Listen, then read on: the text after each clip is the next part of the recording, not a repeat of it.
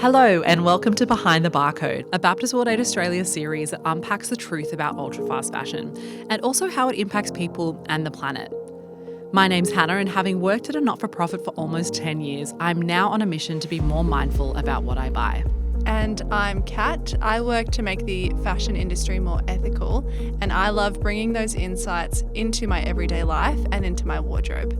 We are your hosts for this conversation. Ultra-fast fashion is reshaping how we wear, value, and buy our clothes. These cheap clothes really do come at a great cost. So, without further ado, let's get behind the barcode.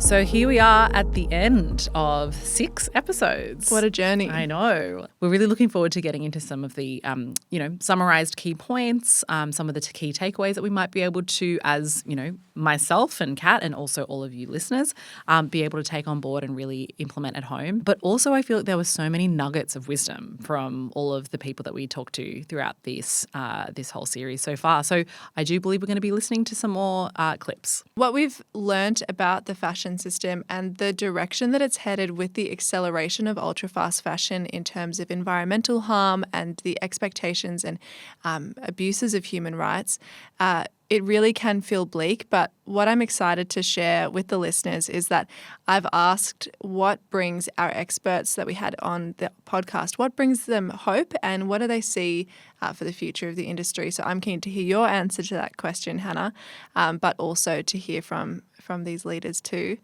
Something that I think is really helpful to call out is that it can feel overwhelming that the system that I'm a part of in the fashion system is contributing to such environmental harm and also labour rights abuses, the consumer psychology stuff that we talked about as well.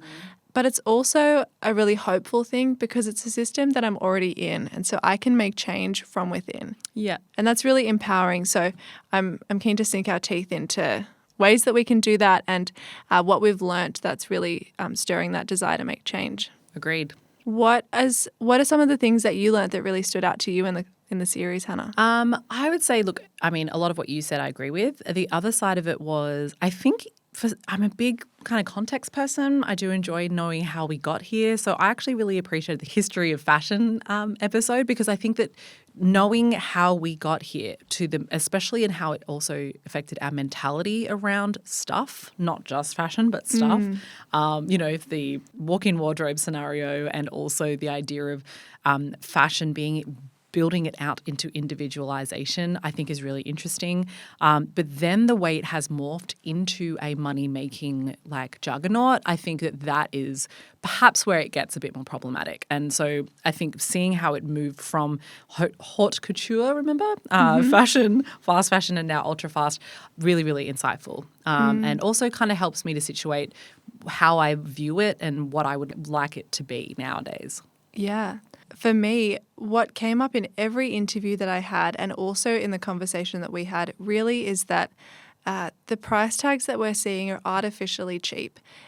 Even just on the business perspective to cover their own marketing spend, they're not even doing that, let alone the costs of degrading the environment, polluting the waterways, polluting our airways and emissions and paying workers a living wage and all of these things that we've learned. That's not reflected in the price tag. Actually, I had the pleasure of sitting down with Julie Boulton, who has the great title of Systems Disruptor. She's a sustainability strategy thinker. That is her legitimate title. Pretty cool. How do I sign up? Yeah. I think that's the joy of working for yourself is that you get to pick a cool title like that. But she painted a really good picture of that artificially cheap pricing. So I'm keen to show you what she had to say. Great. But it's not possible because affordability in the minds of everyone at the moment is wrong. And we're starting from a very bad place where people think that a T-shirt should only be $3. It shouldn't be. There's no way it should be. You think of it when you think of a loaf of bread, from a baker that's put a lot of time and effort in and has made an amazing sourdough, that's $10 or $11 now because it's factoring in the wheat. They're getting the wheat transported, the picking of the wheat, the growing of the wheat, the water that goes into it, then, the processes that turn that into bread. There's a lot of steps involved in making that piece of bread. And, everyone I'm sure that everyone listening, but I tried making bread during COVID. I was so bad at it and gave up quite quickly. But it's a total art form, right? It takes time, it's effort, it's energy. And then powering the oven and having the fridge where the starter can sit, and it was all too hard. But then think about that when it comes to a t-shirt, same thing, if not harder. Like the t-shirt, where does it come from? What's in that t-shirt? If it's cotton, where is that cotton grown? Who's watered the cotton? Who's gone out and picked the cotton? What machinery was used? And then all the different steps that are used to turn that fluffy ball of goodness, rolling it out and turning it into a piece of fibre that then gets put with all these other bits of fibre in order to be made into a t-shirt, then transported to you, sold in a shop. And then you tell me that, and then you haven't even spoken about the actual people that are involved in all of those steps. How can that be $3? It makes zero sense to me, completely zero sense. So I just think this concept of how much it actually costs to produce something needs to change, and we need to be really realistic about this. And I think from that you then have a flow-on effect. So at the moment, if you go in and go, that's $3, you have that throwaway mentality almost. It's I can buy 5 of them because that's only $3. And if it shrinks after one wash, or if it fades, or if it doesn't really matter because it only costs $3. So what a great point. And it does remind me also back to the human impact episode of realizing that what you're paying for is also this is a bit of a random, a broad statement, but it's also the value of the other person on the other end making the clothes. When I got married, I had to pay a certain amount of money for a wedding dress, and then just for the tailoring, it was $1,200. And happy to pay because we understand the value of the dress, the value of, the person who takes time with each stitch. There is something there about there is a value and to the quality and to the value of the human at the other end of it. Whereas, $3 for a t-shirt, what have you lost along the way to think that the person on the other end, what are they receiving from that? Great point, Julie. That's such a good comparison as well, the wedding dress comparison. That probably feels like such eye-watering prices because we're used to that $3 t-shirt. But what if that is, in reality, more like what it costs for the materials, the quality, the workmanship that's gone into it, and making it fit us right? Yeah. That's really great. Great. And we're not saying why t-shirts should be $1,200 because I would definitely not want to buy that either. Yeah. But I think there is it's the valuing of the human at the other end, which I really liked Julie's sort of idea of that bread, knowing that there was probably a baker who woke up at, started off at 2 a.m. in the day to sort of get started on your fresh bread in the morning. Really cool.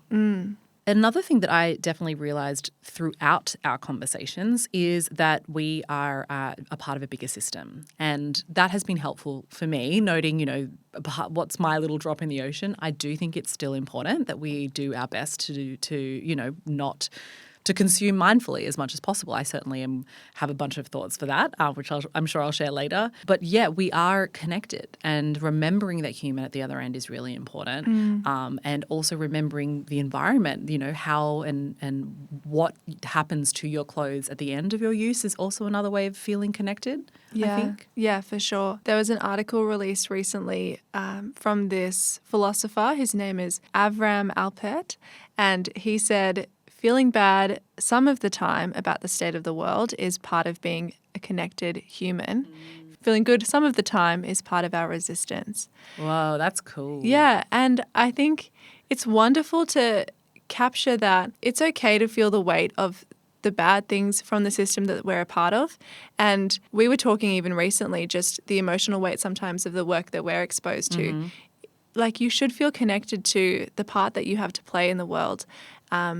But also feeling good is an act of resistance. Feeling good when we're spending time off our phone and not watching ads. Feeling good when we're content in how much we own, when we've been proud of the socks that our little bean on the app has sewn or the socks that I have mended in real life. Yeah. Those are really meaningful acts of resisting, and we can do that joyfully too. Yeah, great point. Something that came out of my conversations both with Alice Payne from RMIT and also Julie Boulton, who we're highlighting on this episode, was the parameters and struggles of the system that we've created and the impacts on our planet, how resistance and a new culture and regeneration can flourish within that. They both had really interesting ways to put this.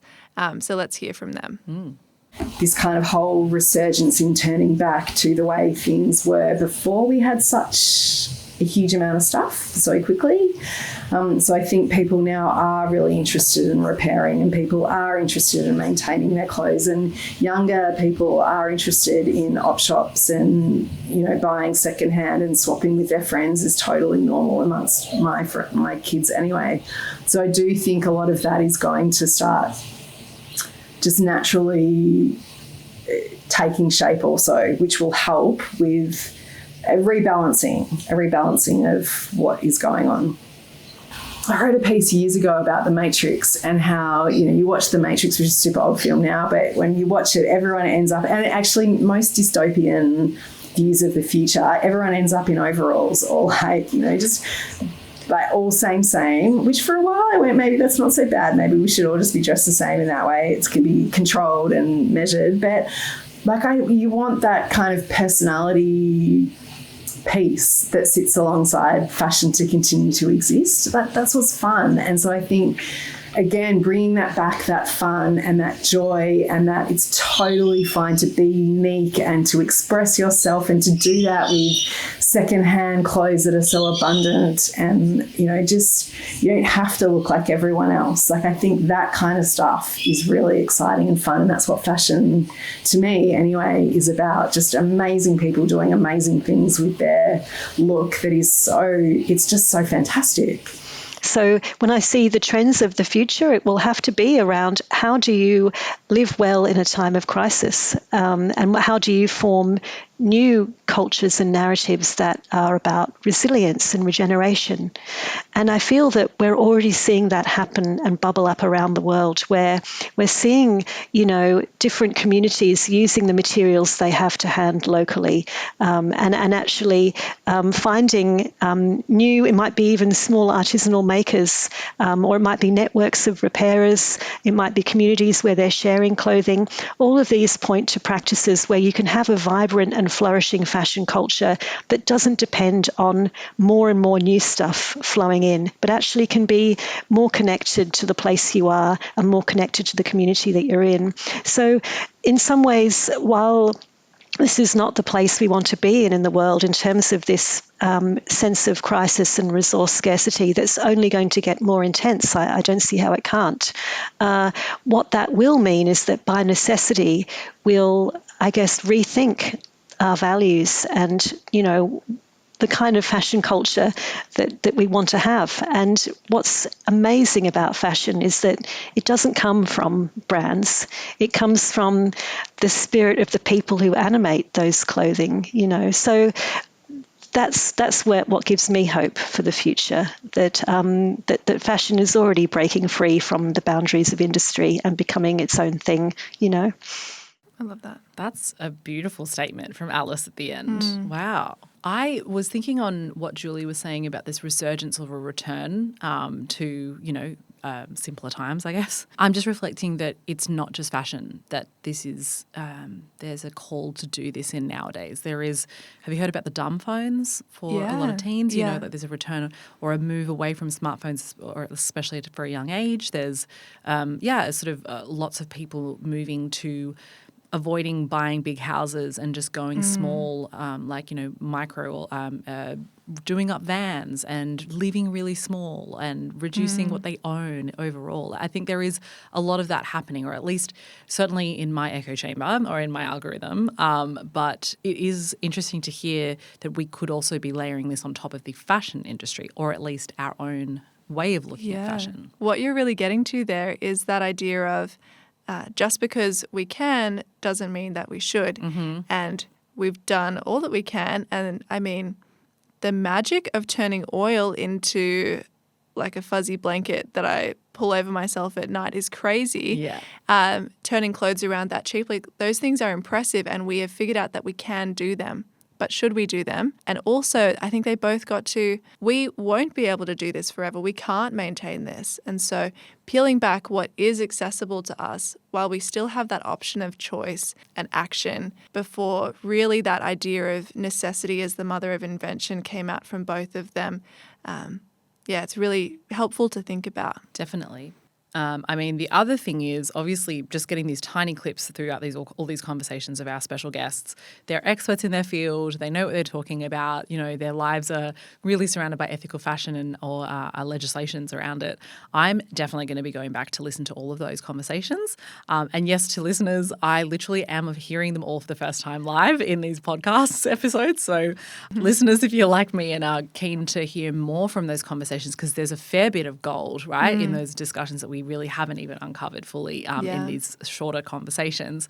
We, feel free to access them. There's a link in the show notes. Yeah, and I think the other thing which has also come up in other episodes, but also was in those snippets, is this idea that, we should be joyful in wearing clothes and in identifying ourselves in it and having it be markers of our identity, self-expression, but maybe there are better ways to do it. And I think that's a really fun challenge. Yeah. Yeah, really being proud of the story of our clothes. That's been such a theme in what we've been talking about too. Yeah. Yeah.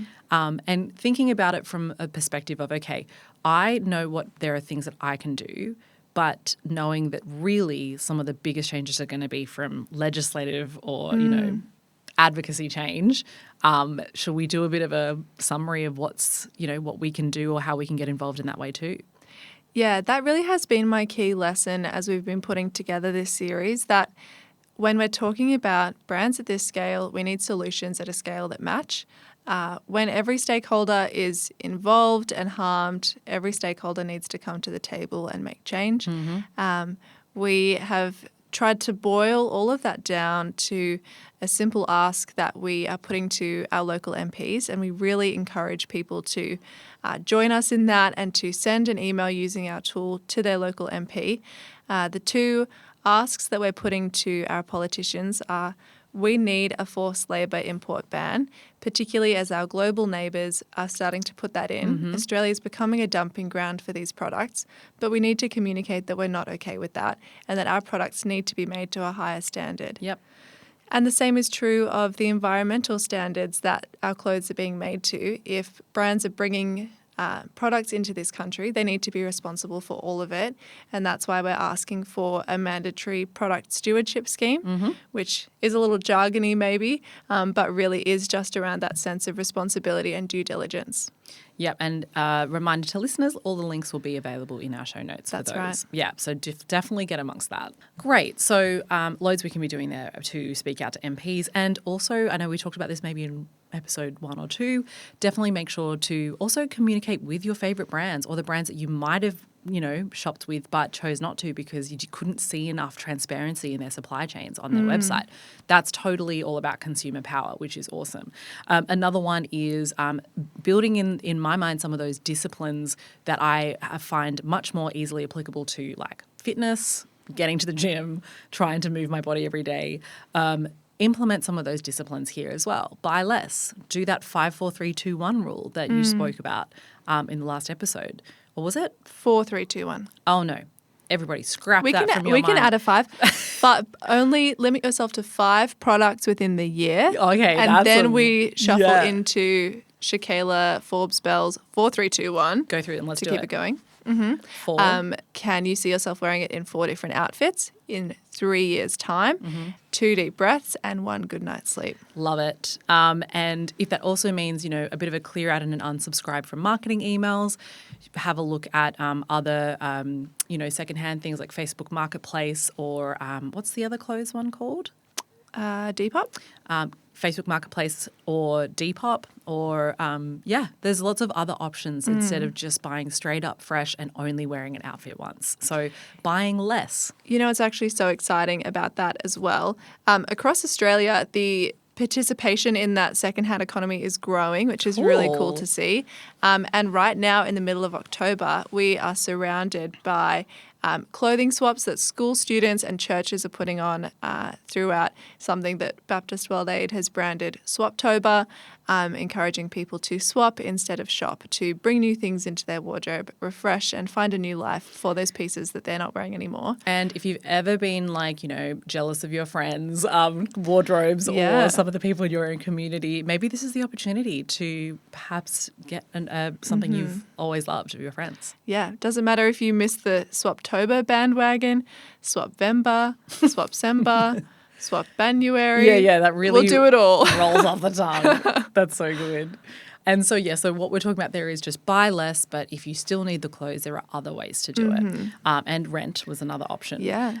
Buy better. Yeah, so this is something that we really encourage throughout our ethical fashion advocacy. Of course, we make this ethical fashion guide that gives you a score to understand behind the scenes what's happening in a company's supply chain with how they're treating workers and the environment.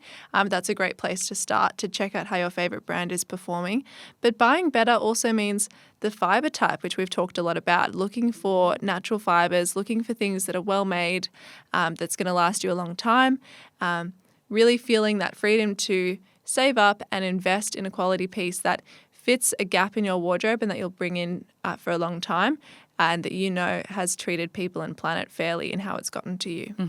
And if you are going to buy a piece, ask yourself how often you're going to wear it. If you really do only see it for a once-off event, question that, pause.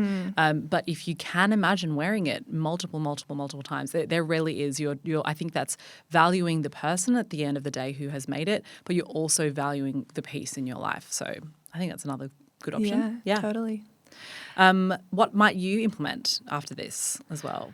I really am convinced after researching this that political advocacy and getting some of that legislation that would make such a difference across the line is so valuable. I love in my own life to live in ways that are aligned. So it's exciting and more intuitive for me to bring in those sustainable habits within myself, but I think it's time to really expand those boundaries and say, how can I really call on our government to make change and inspire my friends to join me in that as well? I think, that's the hope and excitement that I've felt from this. Yeah, I'll definitely be doing the same. Something that I was thinking about was I often get, perhaps listeners are in the same boat, but sometimes it's really hard to make a decision about what to do with leftover clothes or the clothes that are cluttering up my wardrobe. I know that I need to declutter, but I don't immediately know what to do. There's a few steps ahead of it that you need to take. What I think I'm going to definitely implement are a couple of things that you've recommended. There are definitely recycling for particular fabrics. I had already known that there was some sheet recycling places, so I'd already been doing that, but I just sort of never thought about it for clothes. So that's one for me, and also trying to reduce the microplastics in the laundry with the bag. Guppy bag. Thank you. Yeah. Those are just little ones, but I do think that, alongside a bit more of a bigger voting power, action, I think that little things like that will also make a difference. Yeah. For me. Yep. Actually, another one for me, maybe it's the job that I have and the way that I'm wired, but I can feel quite a sense of guilt and over a sort of analysis paralysis when I need to make a purchase. I don't want my values about the fashion system to sit in that place of guilt and struggle and pain for people and planet. So really looking to how I can joyfully resist, as that philosopher we quoted earlier said. Readjust the way that you value clothes or that you look at it, as it's not, we actually need it. It's something to keep us warm, it's actually something that we need. So let's not put a negative connotation to it, but actually find joy in it again. Yeah, and joy in the time spent op shopping rather than, I kind of like this dress that I saw online, but I'd feel guilty if I didn't do my research into how the brand is performing. Just really enjoying and experiencing that contentment in what is available and in line with my values. Love it. In this podcast, we've been talking about injustice in the fashion industry, but that's not the only place we see this problem. For 700 million people around the world living in extreme poverty, injustice is felt in the small things. Who gets to eat, be paid fairly for work, drink clean water, go to school, sleep somewhere warm tonight? It's not right that so many people, through no fault of their own, can't access the small yet vital things in life. But together, we can change that. Baptist World Aid is an aid and development organization. Since 2013, we've been working towards creating a fairer fashion industry, one that's better for people and better for the planet. And for over 60 years, we've also been connecting generous Australians with local Christian partners who work alongside children, women, and men, helping them fight injustice and build long-term solutions to poverty. We help communities prepare for disasters like floods or earthquakes, and we help our local partners provide emergency aid when disasters strike. Together with our partners and local communities, we dream of a world where poverty has ended and all people enjoy the fullness of life God intends. To learn more about our work and how you can get involved, visit baptistworldaid.org.au, also linked in the show notes. I really do encourage you, Hannah, and our listeners to go and download those full conversations. They were so interesting, and these people really are such a wealth of knowledge. Speaking of, maybe I will throw back to them to round out this conversation and this series. I got to ask them what their hope is for the future of fashion, or if they could take the wheel and redesign the fashion industry around a core principle, what would that be?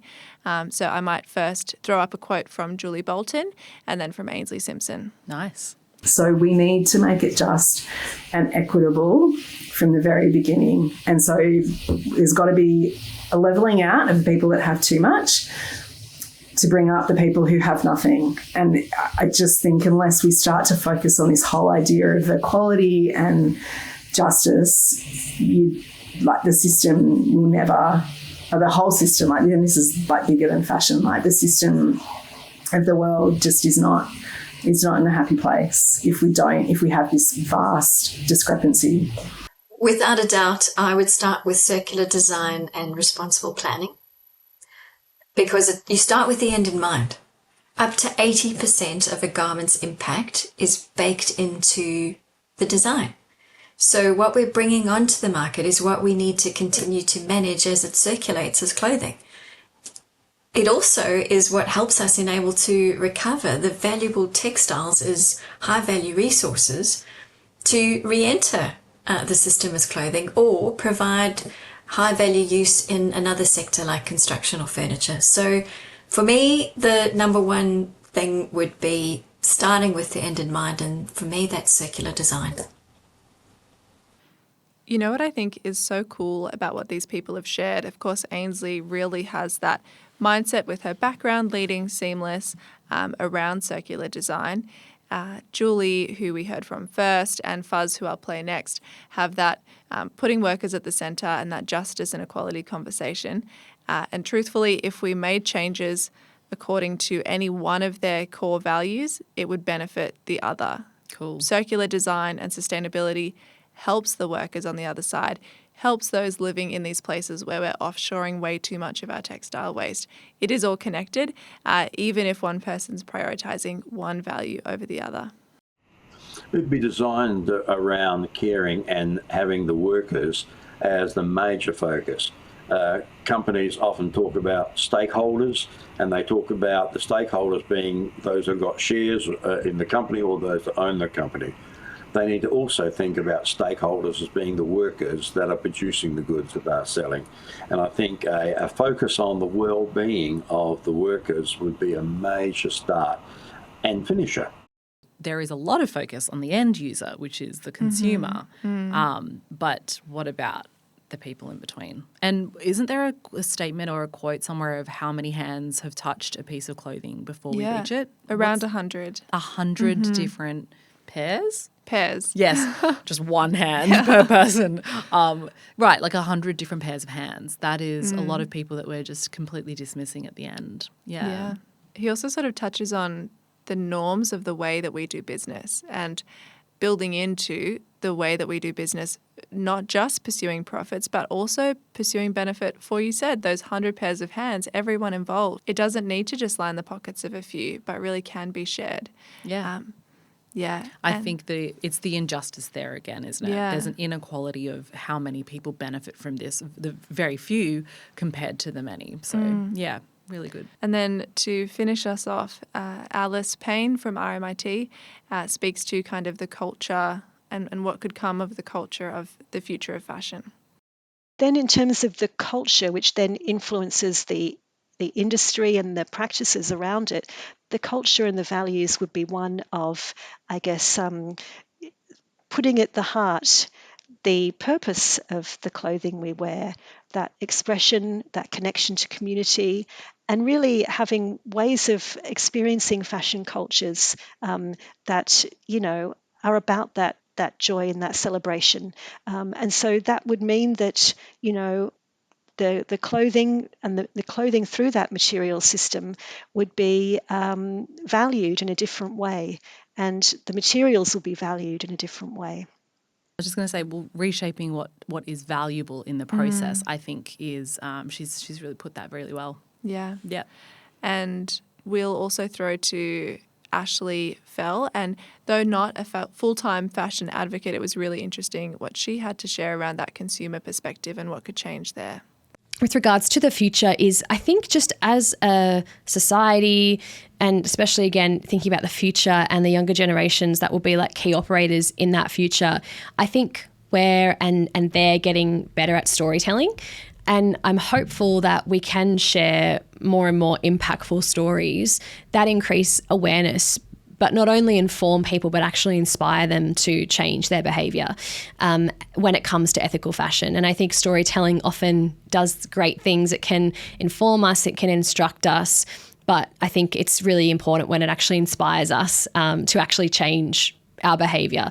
So Hannah, it feels only right to ask you as well, after we've heard from these great thinkers, what is your hope for the future of fashion and what would you redesign it around? I feel so removed from the movers and shakers of the industry, right? But I would probably say that I would love to see there be a reduced gap between, like right now it's quite difficult for us to make ethical choices. We have to know where our local recyclers are. We have to do a lot of research before we go, or use, the ethical fashion guide or other apps like Good On You. Like we've got to go to these other things to find out information on how to purchase what we can purchase.